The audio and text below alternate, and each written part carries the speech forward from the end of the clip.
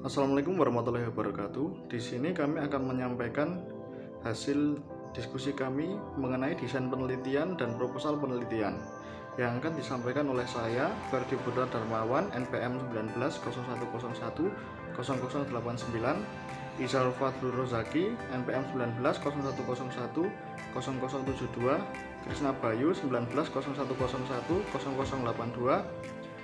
Muhammad Rihan Garda Dewana, NPM 1901010085, Muhammad Yusuf Ramadan, NPM 1901010087, dan Gilang Nur Iksan, NPM 1901010088. Pengertian desain penelitian.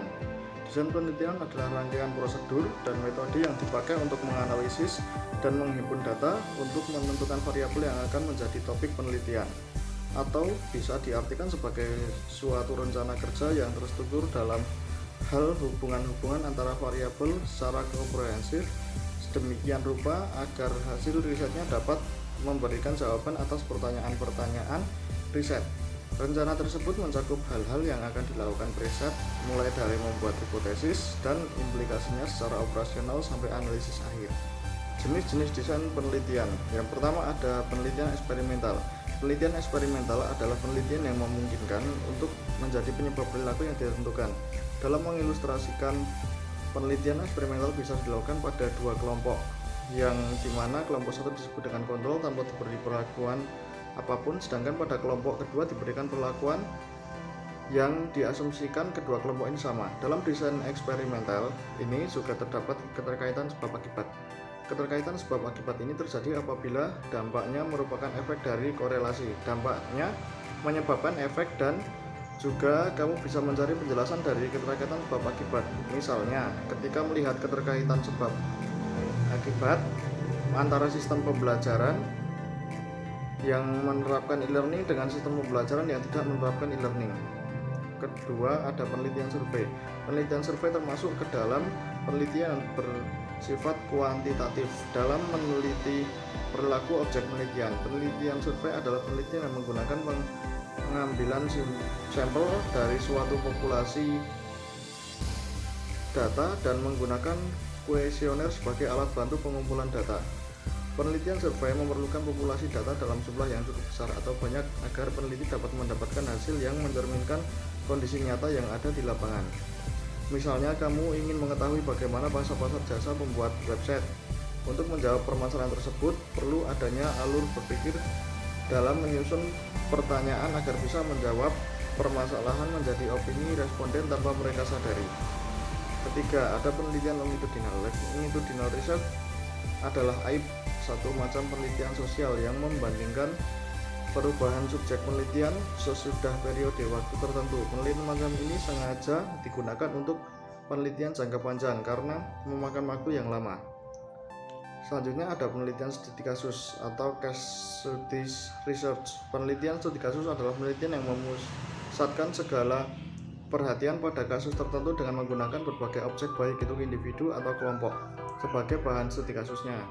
Penelitian studi kasus umumnya digunakan untuk difokuskan dalam menggali dan mengumpulkan data yang lebih dalam terhadap objek penelitian yang diteliti sehingga dapat menjawab permasalahan yang sedang terjadi. Desain penelitian sifatnya deskriptif dan juga eksploratif. Penelitian studi kasus terdapat investigasi empiris mengenai fenomena yang ingin diselesaikan oleh peneliti. Misalkan, apa fenomena yang ada pada bidang AI? Bagaimana dan kenapa orang yang menggunakan AI ada yang gagal dan yang berhasil? Fenomena ini bisa digali dengan melakukan penelitian studi kasus. Studi kasus diperoleh bisa dari organisasi, komunitas, perusahaan, sekolah, ataupun ruang lingkup yang lebih besar lagi. Lalu ada tujuan penelitian. Tujuan penelitian adalah suatu indikasi ke arah mana penelitian itu dilakukan, atau data-data serta informasi apa yang ingin dicapai dari penelitian itu. Tujuan penelitian dirumuskan dalam bentuk pernyataan yang konkret, yang dapat diamati dan dapat diukur, jadi bukan kalimat tanya. Tujuan penelitian ini ada 3 macam. Penelitian pada umumnya bertujuan untuk menemukan ilmu baru, mengembangkan pengetahuan yang sudah ada, dan yang terakhir untuk menguji pengetahuan yang ada. Biasanya juga tujuan penelitian ini dibedakan menjadi dua, yaitu tujuan umum dan tujuan khusus. Tujuan umum adalah tujuan penelitian secara keseluruhan dari yang ingin dicapai dalam penelitian itu sendiri. Tujuan khusus adalah tujuan yang lebih spesifik. Umumnya tujuan khusus menggunakan kata-kata operasional, sehingga lebih jelas untuk dicapai. Dan tujuan khusus pada hakikatnya penjabaran dari tujuan umum apabila tujuan umum suatu penelitian tidak bisa atau tidak perlu dispesifikasikan lagi, maka tidak perlu adanya tujuan umum dan tujuan khusus, cukup dibuat tujuan penelitian saja. Untuk materi selanjutnya adalah lingkup setting studi dan unit analisis. Yang pertama adalah lingkup setting studi. Studi lapangan atau field study merupakan tipe penelitian yang menguji hubungan korelasional antara variabel dengan kondisi lingkungan penelitian yang natural dan tingkat keterlibatan peneliti yang minimal. Adapun eksperimen lapangan atau field experiment merupakan tipe penelitian eksperimen yang dilakukan pada lingkungan penelitian yang alamiah atau bukan buatan. Dalam penelitian ini melakukan manipulasi terhadap variabel tertentu untuk mengetahui akibat yang ditimbulkannya. Yang ketiga adalah eksperimen laboratorium, merupakan tipe penelitian yang menguji hubungan sebab akibat pada lingkungan yang artifisial buatan. Peneliti terlibat dalam pembuatan setting artifisial dan melakukan manipulasi terhadap variabel tertentu. Adapun unit analisis. Unit analisis merupakan tingkat agresiasi data yang dianalisis antara lain meliputi individual, kelompok, organisasi, perusahaan, industri, atau negara. Horizon waktu. Dalam horizon waktu, pada saat data dikumpulkan sekaligus pada periode tertentu, suatu titik waktu secara bertahap dalam periode waktu yang relatif lebih lama tergantung dengan permasalahan penelitian yang dilakukan individual tersebut. Ada 3 contoh tahapan dalam horizon waktu. Yang pertama adalah studi satu tahap atau one shot study. Yang kedua adalah studi cross seksional atau studi time series. Yang ketiga adalah studi jangka panjang, longitudinal study. Pengukuran konstruk merupakan abstraksi dari fenomena atau realita yang keperluannya di dalam penelitian harus dioperasionalkan dalam bentuk variabel yang diukur dengan berbagai macam nilai. Contoh skala pengukuran ada beberapa tipe. Pertama, skala nominal adalah skala pengukuran yang menyatakan kategori kelompok atau klasifikasi dari konstruk yang diukur dalam bentuk variabel. Contoh, jenis kelamin merupakan variabel yang terdiri dari 2 kategori saja, yaitu pria dan wanita.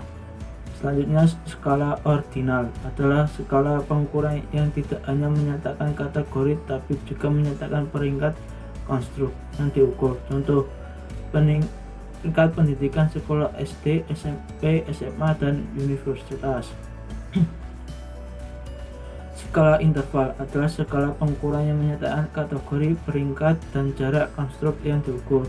Contoh, jumlah hari antara tanggal 1 sampai 4 adalah sama dengan jumlah hari tanggal 21 sampai 24.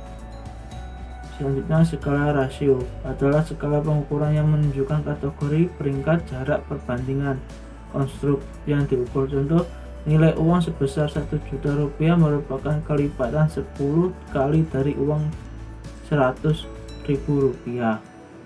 Belum tentang manfaat sampling. Apa itu teknik pengambilan sampel? Teknik pengambilan sampel adalah teknik pengambilan sampel dari populasi. Sampel yang merupakan sebagian dari populasi tersebut kemudian diteliti dan hasil penelitian atau kesimpulan kemudian dikenalkan pada populasi. Manfaat sampling adalah 1. Menghemat biaya penelitian, 2. Menghemat waktu penelitian, 3.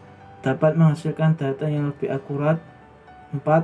Memperluas ruang lingkup penelitian. Syarat sampling. Teknik ini dapat dilakukan dengan bersifat homogen apabila memiliki karakteristik yang sama atau setidaknya hampir sama, dan apabila keadaan populasi bersifat heterogen, maka sampel yang dihasilkan dapat bersifat tidak representatif atau tidak dapat menggambarkan karakteristik populasi. Jenis-jenis teknik sampling. Yang pertama, teknik sampling secara probabilitas.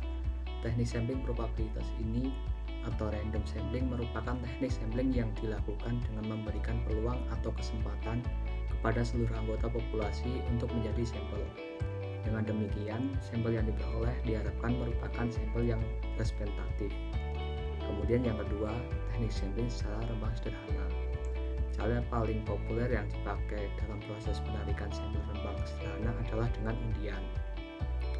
Kemudian yang ketiga, teknik sampling secara sistematis atau systematic sampling. Prosedur ini merupakan penarikan sampel dengan cara mengambil setiap kasus nomor urut yang sekian kali dari daftar populasi. Yang keempat, teknik sampling secara rembang proporsional. Jika populasi terdiri dari subpopulasi, maka sampel penelitian diambil dari setiap subpopulasi. Dan adapun cara pengambilan yang dapat dilakukan dengan cara undian maupun sistematis. Kemudian, teknik sampling secara rembang bertingkat. Bila subpopulasi bersifat bertingkat, cara pengambilan sampel sama seperti pada teknik sampling secara proporsional. Yang selanjutnya yaitu cara pembuatan proposal penelitian. Yang pertama itu harus menentukan judul dengan melihat kajian pustaka dan tema bersangkutan, sesuaikan dengan tujuan dan dasar penelitian Anda. Yang kedua yaitu buat latar belakang yang jelas yang mencakup mengapa penelitian ini harus dilakukan, apa tujuannya, dan apa masalah yang ingin dipecahkan. Yang ketiga yaitu rencana langkah penelitian, mulai dari pengumpulan materi awal, pencarian sumber materi, analisis data awal yang dimiliki, cara pengambilan data, perkiraan data, margin error yang mungkin terjadi, hipotesis awal, serta kebutuhan penelitian. Yang keempat, jadikan satu proposal penelitian yang padat, singkat dan jelas, lalu ajukan ke pihak yang berkepentingan. Yang selanjutnya yaitu sistematika proposal penelitian. Yang pertama ada nama serta judul proposal. Yang kedua pendahuluan, ada tujuan, rumusan masalah, manfaat penelitian. Yang ketiga dasar teori. Yang keempat metode penelitian. Yang kelima jadwal pelaksanaan kegiatan. Yang keenam pihak-pihak yang terlibat dalam proposal. Yang ketujuh adalah rincian kegiatan.